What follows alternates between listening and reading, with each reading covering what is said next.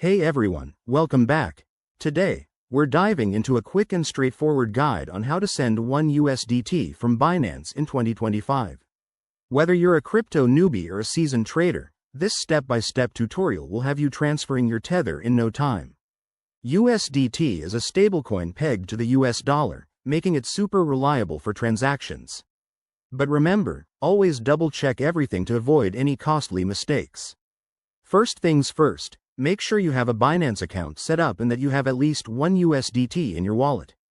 If you don't, head over to the deposit section and fund your account. Once you're logged in, open the Binance app or website and navigate to the Wallet tab. This is where all your assets are managed. Next, select Spot Wallet or Funding Wallet, depending on where your USDT is held, most likely the Spot Wallet for regular users. Now, find USDT in your list of assets and click on it. You'll see an option to withdraw or send. Go ahead and select that. Here's where it gets exciting. Enter the recipient's wallet address. This is crucial. Copy and paste it carefully to prevent any errors. Then, in the amount field, type in 1 for exactly $1.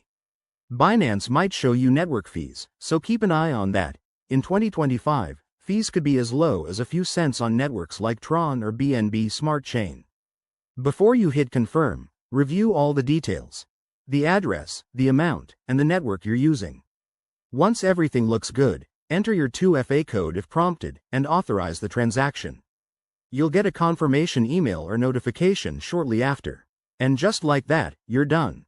Your $1 should arrive in the recipient's wallet within minutes, depending on the blockchain network.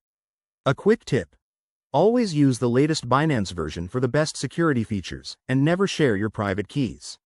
If you found this helpful, hit that like button and subscribe for more crypto tips. Thanks for watching, and I'll see you in the next video.